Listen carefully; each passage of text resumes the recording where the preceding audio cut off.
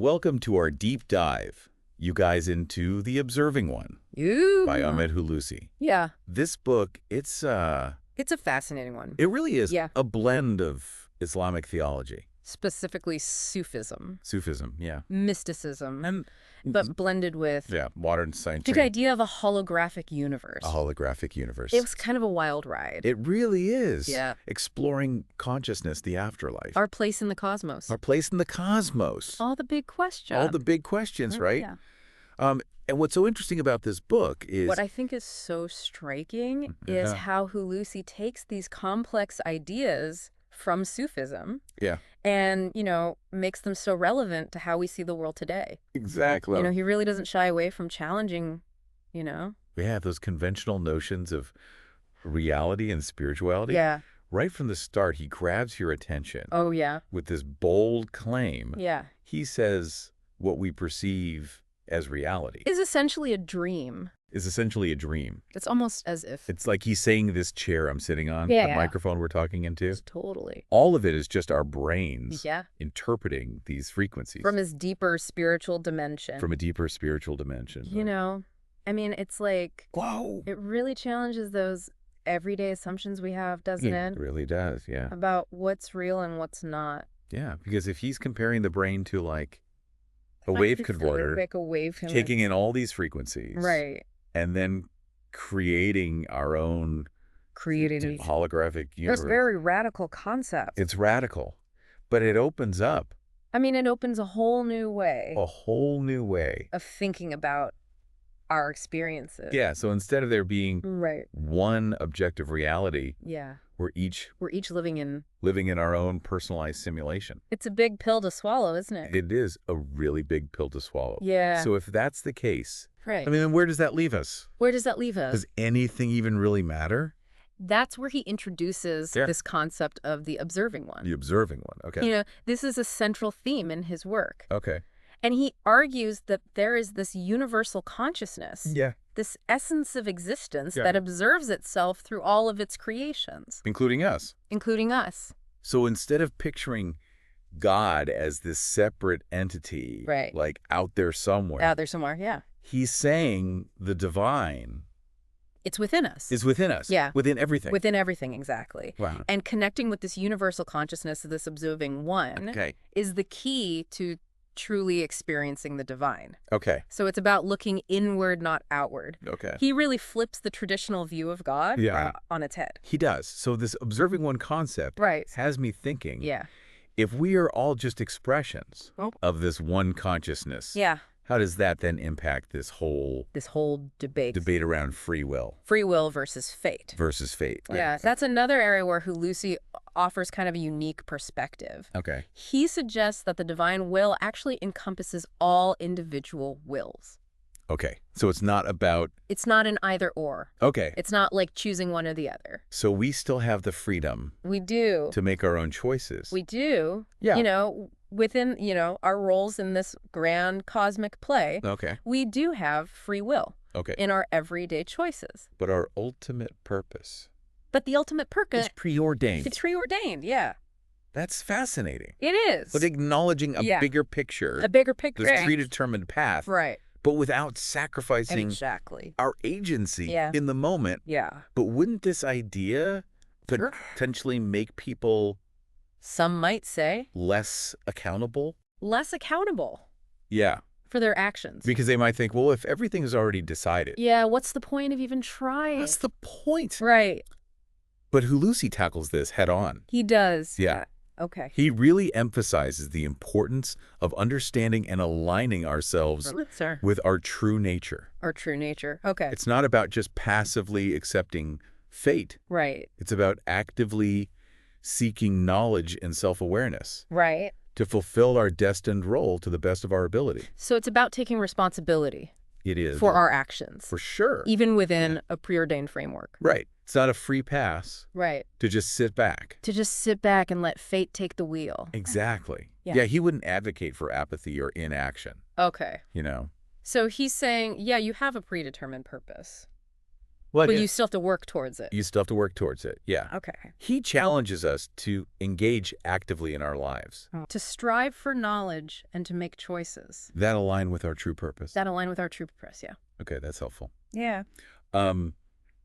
This brings to mind another interesting concept from the book, the Antichrist. I have to admit, when I first read that, I was picturing like... Fire and brimstone? Fire and brimstone. The end of days. You know, the end of days. The classic imagery.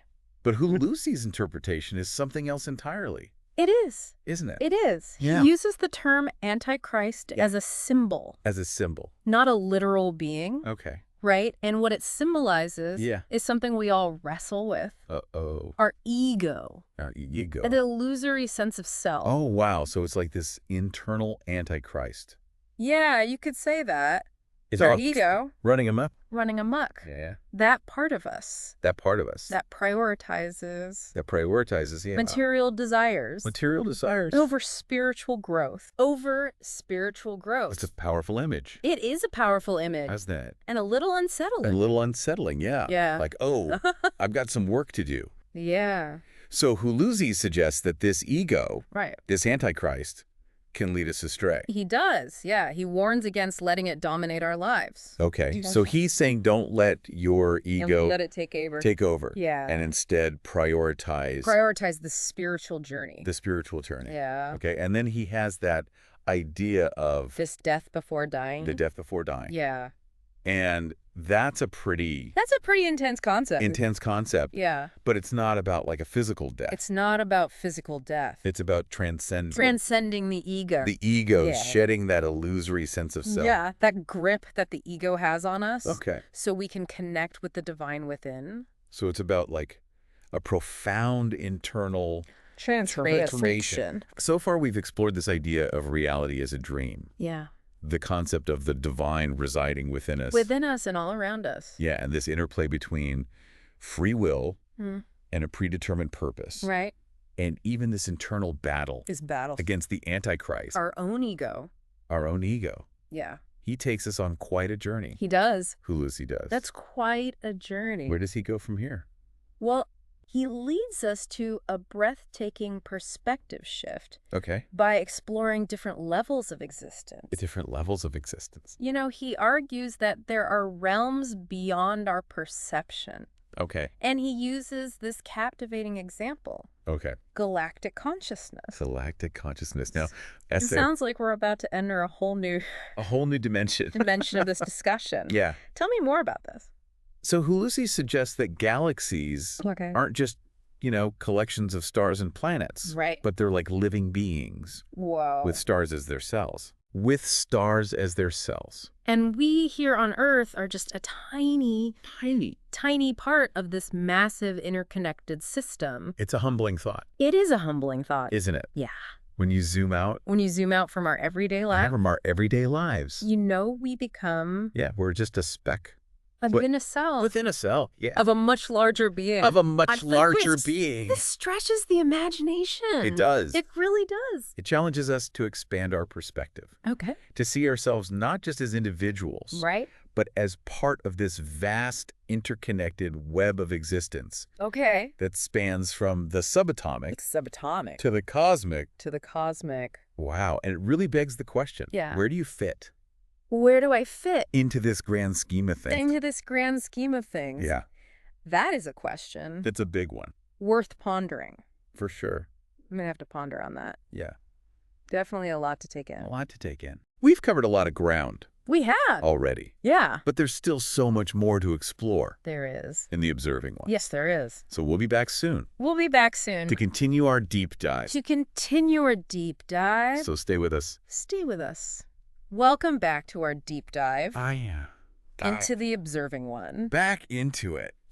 Before we took a moment to reflect, we were discussing Hulusi's idea of galactic consciousness. This notion that we're part of a system. Right. So vast. It's almost unimaginable. Yeah, it really is a mind-expanding concept. Isn't it? Yeah, I'm still grappling with the idea that our galaxy might be A living being with stars as its cells. With stars as its cells, I know. Wild. It's wild, but... But Hulusi doesn't stop there. He doesn't. Right. He keeps going. He keeps going. He also emphasizes the importance of knowledge. The importance of knowledge. In our spiritual development. In our spiritual development, he really goes beyond the simple idea of, like, knowledge is power. Right. You know? He does. And he introduces this fascinating concept of a database that we're constantly building in our brains throughout our lives. Right. It's made up of all our experiences, knowledge. Everything. Everything we take in. So it's like our brain is like a computer. Like a computer. Constantly downloading and processing. Downloading and processing. New information. Yeah, that's a great analogy. Okay, cool. And Hulusi argues that this database shapes how we perceive reality. Okay. Even influencing our experience of the afterlife. Okay. He suggests that what we experience after death is directly related to the quality of information we've accumulated. In this life? In this life. Oh, so it's not just about cramming our heads. It's not just about facts. Full of facts. It's not just about rote memorization. But about what we do with that knowledge. Right. What we do with it. How we use it. And how we use it. To grow and evolve. Grow and evolve, exactly. That makes me think about, like, the kind of information we consume daily. Right. Is it nourishing our minds and spirits? Right. Or is it more like junk food? Is it junk food? For the brain. Yeah. That's a crucial point. Yeah. Hulusi would argue that we should be discerning about the information we allow into our database. Into our database. He even goes as far as to say that the knowledge we acquire in this life becomes our spirit's sustenance in the next. Whoa, that's a powerful image. It's a powerful... It's like packing for an incredibly long journey. Yes. You want to make sure you have... the right provisions. The right provisions. Yeah, exactly. But how do we determine which knowledge is truly valuable? That's the question. In this framework. Yeah. Is it about specific facts? Yeah. Or is there something more to it? Is there something more? Hulusi stresses that it's not just about accumulating facts, but about cultivating wisdom understanding and a deep connection with our true self. With our true selves. He even suggests that certain Islamic practices can help us refine this process. Oh, you mean like practices like prayer and meditation? Exactly. Things like prayer and meditation. I've always thought of those as ways to, like, connect with something greater than myself. Absolutely. But I'm curious to hear how he connects them to this database concept. So he explains that these practices, when approached with intention and awareness, can help us rewire our brains. Rewire our brains. Allowing us to tap into that universal consciousness we discussed earlier. The observing one. The observing one. Right. Exactly. So it's not just about going through the motions. It's not just about going through the motions. Or reciting words. Or reciting words. It's about actively... It's about actively engaging. Engaging our minds. Our minds and spirits. And spirits. That makes a lot of sense. It's like the difference between, it's like, you know, passively scrolling through social media and actively seeking out information. Yes. That will enrich my understanding of the world. Right. One is mindless consumption. Mindless consumption. The other is a conscious choice to learn and grow. A conscious choice. Right. And that same principle applies to our spiritual practices. Yeah. You know, Hulusi encourages us to approach them with intention awareness and a sincere desire to connect with our true selves. Okay, so this death before dying concept we discussed earlier, the idea of transcending the ego seems closely tied. It is. To this process of purifying our consciousness. Absolutely. Is that right? Hulusi argues that by letting go of negative thoughts and emotions, breaking free from the grip of the ego, and cultivating inner peace and harmony, we can purify our consciousness. So it's like a spiritual deep clean. You could... But while I understand the idea in theory, I wondered if some might find this concept a bit detached from the realities of daily life. Okay. You know, some might even argue that it encourages disengagement from the world. Right. Disengagement. How does he address that? So Hulusi emphasizes that purifying our consciousness Okay. isn't about withdrawing from the world, Okay. but about engaging with it Okay. in a more mindful and compassionate way. So it's about shifting our focus. Shifting our focus. From the external to the internal. From the external to the internal, yeah. From material pursuits to spiritual growth. Exactly. So it's not about becoming a hermit. Not about becoming a hermit. And living in isolation. No. But about bringing that heightened awareness. Yeah, heightened awareness. And intention. And intention. To our everyday interactions. To our everyday interactions, yes. Okay, that makes sense. So far, we've covered a lot of profound ideas. We have. We've explored the concept of reality as a dream, the divine within. The divine within. This intricate interplay between free will and a preordained purpose. Right. This internal antichrist in the form of our ego. Yes. And even this mind-blowing concept of galactic consciousness. It's a lot to process. It is a lot to process. It really is. But Hulusi's work is full of these thought-provoking concepts that challenge our conventional ways of thinking. And as we continue our deep dive into the observing one, I'm eager to explore more of Hulusi's insights. I agree. And discover what other gems he has to offer. Yes. We'll be back soon to continue our exploration We will. of Hulusi's work, so stay with us. Stay with us. Welcome back to our deep dive. To the observing one. Into the observing one. Yeah, we're in the final stretch here. We are. Of our exploration. Yeah, and in the previous parts, we've delved into a truly mind-bending concept. Mind-bending concepts. Yeah. Reality as a dream. Reality as a dream. The divine within. Yeah. Even the idea of galactic consciousness. Galactic consciousness. It's a lot. It is a lot. But as fascinating as these ideas are, I'm really interested in how we can actually apply them. How do we apply them? To our lives. To our lives. Right. That's a great point. You know, it's one thing to grasp these concepts intellectually, but quite another to integrate them into our daily experience. Into our daily experience, right. But luckily, Hulusi doesn't just leave us hanging. No, he doesn't. You know, with these abstract ideas. Right. He offers some pretty concrete suggestions for how to put them into practice. So it's not just about like having an aha moment. Right. And then going back to business as usual. It's not about just having a eureka moment and then just going back to life as normal. Right. Yeah, he really encourages us to make a conscious effort to shift our perspective.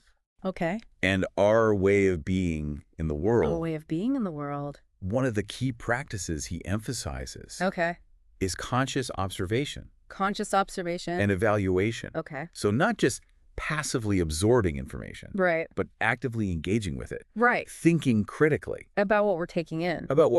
Yeah. So it's about cultivating a more mindful approach. To life. To life, exactly. It's almost like we're taking on the role. You could say that. Of the observing one. The observing one. In our own lives. Yeah. Becoming more aware of our thoughts. Feelings. And actions. Yes, a great way to put it. And Hulusi believes that this practice of conscious observation can extend to all areas of our lives. All areas. Our relationships, our work. Even our leisure time.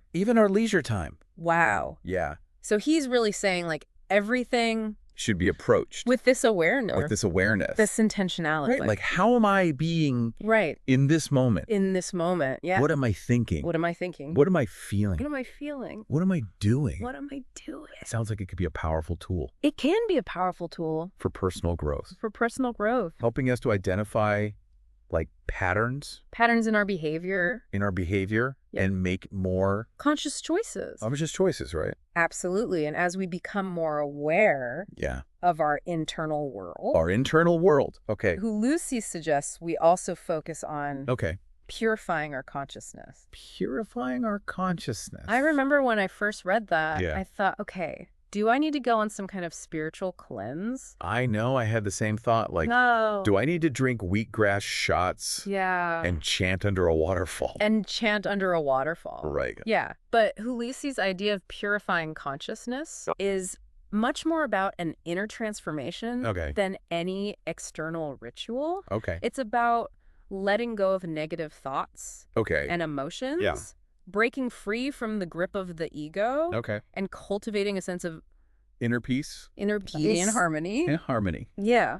So it's about doing the inner work. It's about doing the inner work. The emotional. The emotional. And spiritual heavy lifting. The heavy lifting. Right. Yeah. It's not a one-time fix. Okay. You know, Hulusi sees it as an ongoing process. A continual striving. A continual striving. To align ourselves. Yeah. To align ourselves. With our true nature. With our true nature. Okay. It's a journey. It's a journey. It's not a destination. This all sounds incredibly valuable. It is valuable. But I have to admit, it also feels a bit daunting. I understand that. Where do we even begin? Where do we even begin? With all of this? Well, Hulusi emphasizes that connecting with like-minded individuals can be incredibly helpful on this journey. Okay. He suggests seeking out those Yeah. who are also on a path of spiritual growth. So find your tribe. Find your tribe. Find your spiritual support system. Your spiritual support system. Right. Because surrounding ourselves with people who share our values and aspirations can provide the encouragement and support. Yeah. We need to stay committed. To our own growth. To our own growth. It's like having a workout buddy. Like having a workout buddy. For the soul. For the soul. Right. Yeah, it's easier to stay motivated. Yeah. When you have others to share the journey with. Share the journey with. And while having a community is important, yeah, Hulusi also reminds us that ultimately, the journey is a personal one. It is a personal one. You know, it's about each of us discovering our own unique connection. Right. To the divine. To the divine. And expressing that connection in a way that's authentic to us. There's no one-size-fits-all. There's no one-size-fits-all. Approach to spirituality. Exactly. It's about finding what resonates with us individually. Right. And pursuing that path. Yeah. With sincerity and dedication. With sincerity and dedication. Beautiful. Well, we've covered a lot of ground. We have. In this deep dive. In this deep dive. Into the Observing One. Into the Observing One by Ahmed Hulusi. We've explored some truly mind-bending concepts. We have. And considered practical ways. To apply these ideas. To our lives. It's been an incredible journey. It has been a journey. It really has. And I think Hulusi's message is both challenging and inspiring. It is. He encourages us to question our assumptions. To look beyond the surface. Of reality. And to embrace the journey. Of spiritual growth. He reminds us that each moment is an opportunity. To connect with the divine. To awaken to our true nature. And to live. A more meaningful, fulfilling life. So as we go forth from this deep dive. Yes. Let's try to carry that awareness with us. Observe our inner. And outer worlds. With intention. And see where the journey takes us. And perhaps the most crucial observation of all. Is the observation of oneself. That's a wrap on this deep dive into the Observing One. That's a wrap. Thanks for joining us.